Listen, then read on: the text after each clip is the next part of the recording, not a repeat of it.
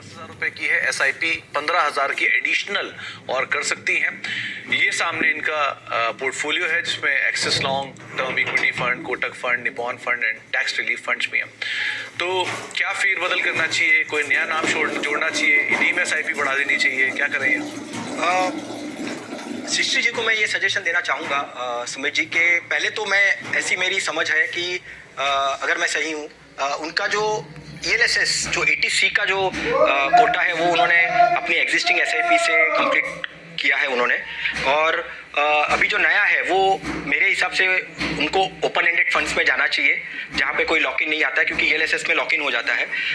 तो वो एक फ्लेक्सिबिलिटी मिलती है उनको कि अगर वो उनको स्टॉप करना है या एग्जिट होना है तो कर सकते हैं। तो मेरे हिसाब से उन्होंने जो बोला कि 15,000 वो एडिशनल कर सकते हैं,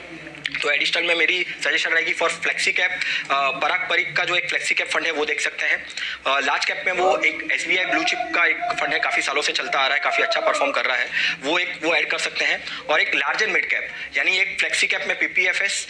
लार्ज कैप में एक SBI का ब्लू चिप, और लार्ज एंड मिड कैप में वो एडलवाइज का लार्ज एंड मिड कैप। तो ये 15,000 के पॉइंट ऑफ व्यू से, वो एडिशन के पॉइंट ऑफ व्यू से वो कर सकते हैं।